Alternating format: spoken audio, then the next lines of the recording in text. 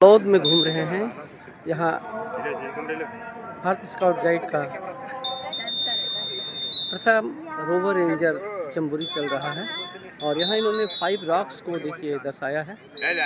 Lord Baden Pavel जो scouting के founder हैं उनके द्वारा लिखी गई बुक है। लॉर्ड बेडन पावेल की बहुत ही प्रसिद्ध बुक है ये, रोवरिंग टू सक्सेस। इसमें उन्होंने बताया है, युवाओं को अपने एक्सपीरियंस शेयर करते हुए कहा है कि अगर हमें खुश रहना है तो हमें अपनी जो हमारी डिजायर्स हैं, जो चाहते हैं, उन पे हमें सक्रियता से कंट्रोल करना पड़ेगा।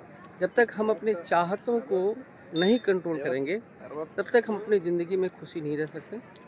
ये इस बुक का मुख्य मकसद है और इस बुक में इन्होंने 2 कीज़ 2 तरीके बताए हैं कि किन किन तरीक़ों से हम खुश रह सकते हैं। First, not to take things too seriously. किसी भी चीज़ को हमें बहुत ही सीरियस नहीं लेना है, बल्कि हमें जो हमारे पास है उसको हम लाइफ को गेम मानते हुए और इस संसार को प्लेग्राउंड मानते हुए, एक खेल का मैदान मंच मानते हुए अगर हम चीज़ों को लेंगे तो शायद ज़्यादा सक्सेस हो जाएंगे।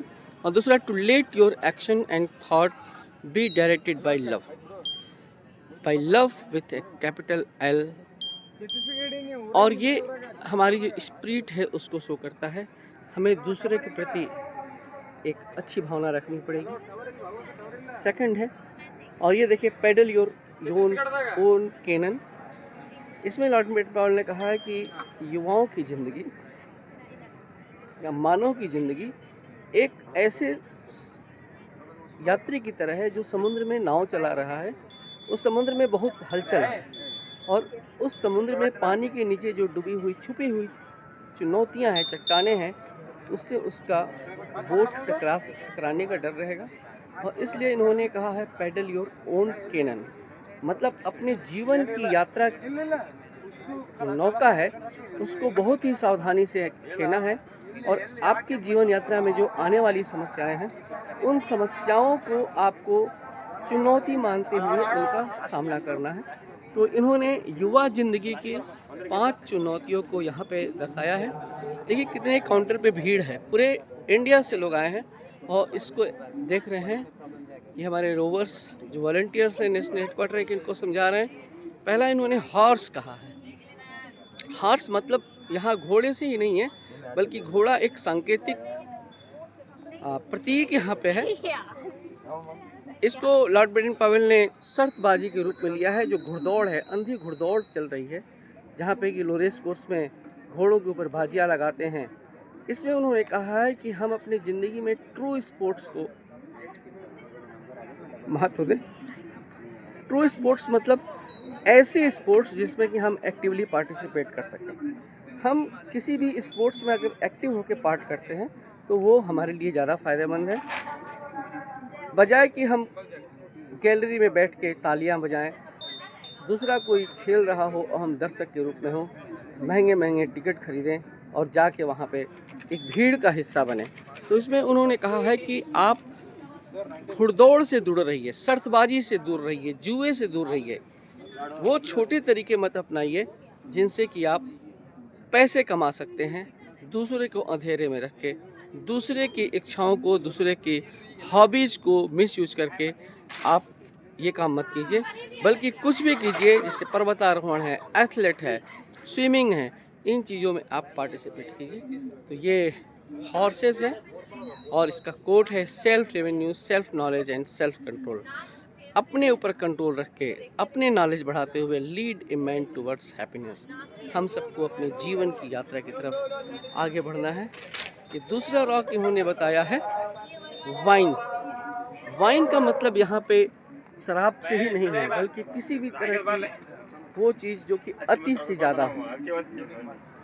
हमें ज़िंदगी में किसी भी चीज़ की अति नहीं करनी चाहिए, बल्कि हमें अपने आप को उनके नियंत्रण में रखने के बजाय हमें ये चाहिए कि हम देखें कि कोई भी चीज़ हमारे लिए किस तरह से उपयोगी हो सकती है। Rocks is the symbol of alcohol, narcotics and any other abuse. किसी भी तरह के एल्कोहल या नशा नशा कई तरह का हो सकता है। आप देखें इसमें कई तरह के नशों को दर्शाया गया है, ये अलग अलग। ये यहाँ की जो यूथ हैं उनको एजुकेट करने के लिए हमें बहुत सोना भी एक नशा है, बहुत बोलना भी एक नशा है, बहुत घूमना भी एक नशा है, दूसरों की बुराई करना भी एक नशे का हिस्सा है। तो हमें इन चीज़ों से बचना चाहिए, लेकिन वो नशा जो कि हमें अपनी ज़िंदगी में आगे बढ़ाता है। अब देखिए इसमें दिखा है सेल्फ इंडल्स, ओवर ईटिंग, बहुत ज़्यादा खाना भी अपने आप में एक नशा माना जाता है। ओवर स्लीपिंग, बहुत ज़्यादा सोना भी एक नशा है। ओवर वर्किंग, हम बहुत ज़्यादा काम करते करते थक जाते हैं, उसके बाद भी काम करते रहते हैं, वो भी एक नशा है। तो किसी भी तरह के नशे क्या हमें आदी नहीं होना है।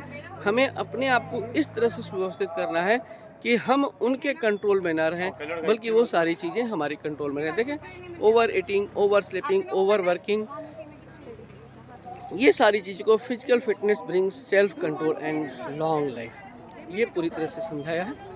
Self command, strength of character is the, आप देखिए habits, autosuggestion can cure temptation to self indigenous. ये देखिए ये बच्चे हैं, कैसा लग रहा है आप लोगों को? यहाँ कुछ सीखने को मिल रहा है? कहाँ से आप लोग हैं? अच्छा, यही मतलब इसी जगह की वजह से। ये कैसा आपको ये देखने से कुछ लग रहा है कि महसूस हो रहा है कि क्या चीज़ें हैं ये? आप यूथ हैं, स्काउटिंग, इन चीज़ों को आपको समझना चाहिए कि ये यहाँ पे जो देखा गया, डिस्प्ले किया गया है, ये क्या है। ठीक है, थैंक यू। फिर ये देखिए वुमेन, वुमेन का मतलब यहाँ पे केवल औरत से नहीं, बल्कि इसको देखें, कोई भी वो तरीका जिससे कि औरतों की सशक्तिकरण में बाधा हो, उनके प्रति जो मानव का जो हमारा सम्मान है वो कम हो, ऐसा काम हमें नहीं करना है। उन्हें हमें प्रोटेक्ट करना है। हमें ये ध्यान देने की ज़रूरत है कि सामने दिखने वाली हर औरत किसी की बेटी है, किसी की बहन है, किसी की माँ है, और जिस तरीके से हम अपनी बहन माँ का, बेटी का सम्मान करते हैं, हमें उनकी भी रक्षा करनी होगी। उनके प्रति भी हमारे मन में वैसा ही सम्मान चाहिए। हमें उनके प्रति दुर्भावना नहीं रखनी चाहिए, उनको प्रोटेक्ट करना होगा हमें। और इसका bright side is the safeguarding oneself against temptation through the cultivation of chivalry and many protective strength. ये जंगली पशु को दर्शाया है। इसमें इनका एक और एक बेडन पॉवेल ने अपनी बुक में मैसेज दिया है कि जो हमारे जो युवाओं के अंदर अब सेक्स को लेके जो भ्रांतियां हैं, अज्ञानता है, और जिसके चलते वो बहुत कुछ ऐसा करते हैं जो कि उन्हें नहीं करना चाहिए। जैसे मैं खुले शब्दों में कहूँ तो हस्तमैथुन हुआ, या अपने शरीर को नुकसान पहुंचाना हुआ विभिन्न माध्यमों से, वो चीज़ों या वेबसाइट्स वगैरह जो देखते हैं हम, गंदी वेबसाइट्स, उन चीज़ों से हमें अपने आप को बचाना है। और उन्होंने कहा कि जो आज हमारे पास संतान उत्पत्ति की क्षमता है, वो हमें डेलीगेट किया गया है। अगर हमारे माता पिता स्वस्थ नहीं रहेंगे तो हम स्वस्थ नहीं रहते, और उनके माता पिता अगर स्वस्थ नहीं रहते तो मेरे माता पिता अस्वस्थ नहीं रहते। और आज हम जो हैं वो पीढ़ियों का हस्तांतरण है। एक पूरी पीढ़ी ने हमारे पूर्वजों से हमें मिला है, और हमको इसको आगे बढ़ाना है। और आगे बढ़ाना है तो एक हमारी जिम्मेदारी है कि जो हमें मिला है वो उस क्षमता को हम और सशक्त करें और मजबूत करें, जिससे कि हमारे आने वाले जो बच्चे हों वो और बेहतर नस्ल के हों, बेहतर तरीके से अपना जीवन यापन कर सकें। ये जो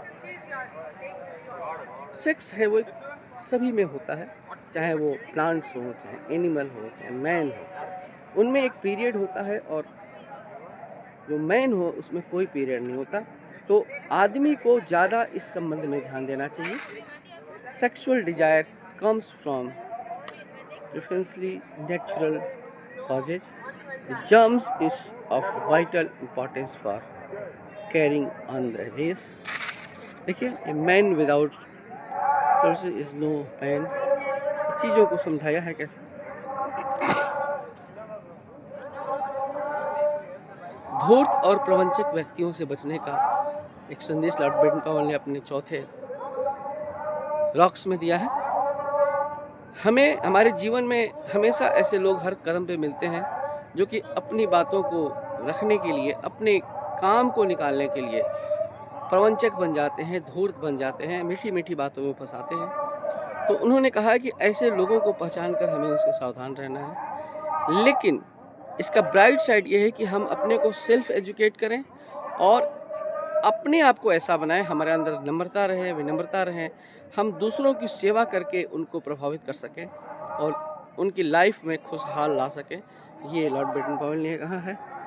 ये देखिए, good man young man find, बहुत इंपॉर्टेंट उन्होंने कहा, ये हमको सबको ध्यान देना चाहिए। A good many young men find at 22 years of age that they know practically all that there is to know and they want other people to know that they know it। मतलब वो जो जानते हैं वो सबसे अच्छा है, वो जो कर सकते हैं सबसे अच्छा, उनसे ज़्यादा अच्छा कोई ना कर सकता है और ना अच्छी कोई जानकारी रहता है। ये एक 22 साल का युवा सोचता है, लेकिन यही युवा जब एक 32 साल का हो जाता है तो when they get to 32 years of age they find that they have still got 1 or 2 things to learn। मतलब कि जब वो 22 साल से और ज़्यादा आगे बढ़ता है तो उसको और ज़्यादा एक्सपीरियंस मिलता है, और ज़्यादा नॉलेज उसके पास होता है, लेकिन उसके बावजूद उसे लगता है कि अरे नहीं, हमें और भी 2-3 चीज़ों की जानकारी होनी चाहिए। और वही जब एक 42 साल का हो जाता है, प्रौढ़ हो की तरफ आगे बढ़ता है, they are learning hard, so do not express before learn. वो सोचता है कि अरे अभी ज़िंदगी तो बहुत बड़ी है, बहुत बड़ा संसार है और हमारे पास जो नॉलेज है वो बहुत ही कम है, हमें और ज़्यादा सीखना है। मतलब वो उसकी सीखने की प्रक्रिया, अनुभव लेने की प्रक्रिया और ज़्यादा बढ़ जाती है। तो मैं चाहूँगा कि आप इन लाइनों पे ज़रूर ध्यान दें कि एक युवा 22 साल की एज में क्या सोचता है, 32 साल का हो जाता है तो क्या सोचता है, और 42 साल का हो जाता है तो उसकी सोच कैसी हो जाती है। How to protect yourself from human cuckoos, freedom of thoughts, self education, travel as education, self expression, listening और सर्विस। ज़्यादा हमें सुनना है दूसरों की। ये देखिए, एक बैठे हुए यहाँ पे और एक तरफ मजदूर लोग हैं, वर्कर्स हैं, और एक तरफ एम्प्लॉयर हैं और उनके साथ के लोग हैं।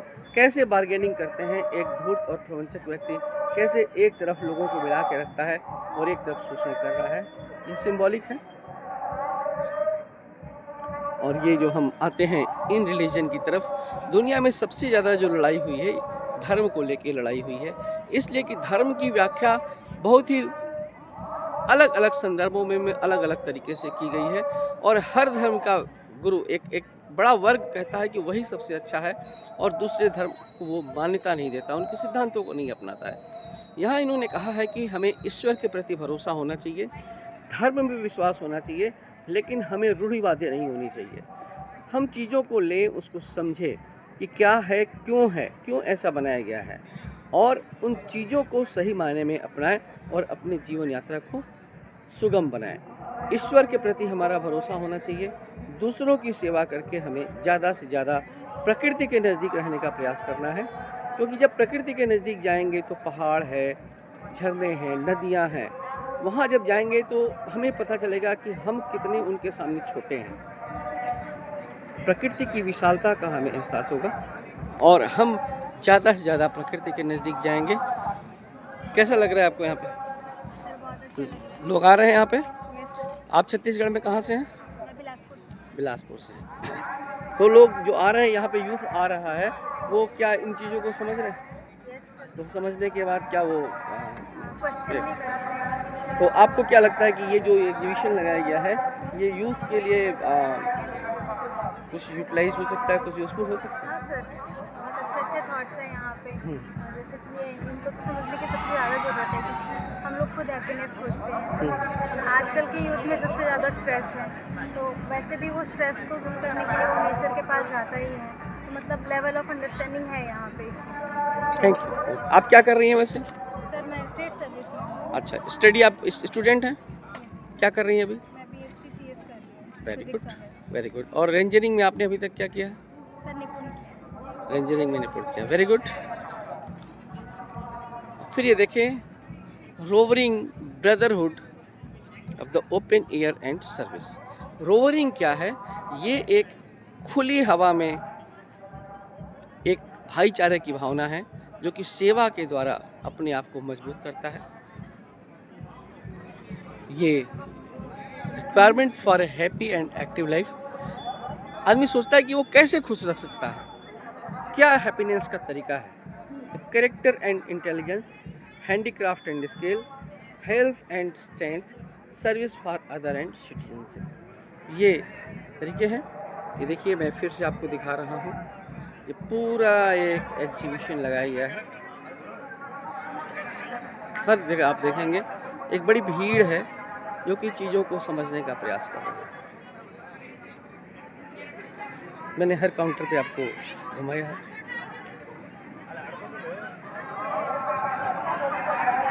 पोस्टर के माध्यम से ये देखिए, स्काउटिंग के बारे में इसके जो डिफरेंट ब्रांचेज हैं उसको इन्होंने समझाने का प्रयास किया है। रोवरिंग जो है और स्काउटिंग, ये बुक है जो मैंने भी आपसे कंटेंट शेयर किया, यही बुक का पार्ट है, rovering to success. You want to make a success of your life. Success does not consist to so much in gaining money and power as in gaining happiness. देखें ये rocks, horse betting and looking on at sport, wine and other forms of self-indulgence, women dangerous of a wrong attitude and blessing of the right ones, extremists in politics, in religion, etc. Active hobbies हमारे अंदर होना चाहिए, earning money. हम acting अपनी hobbies को ऐसी hobbies बनाए जो कि हमें कुछ धनोपार्जन दे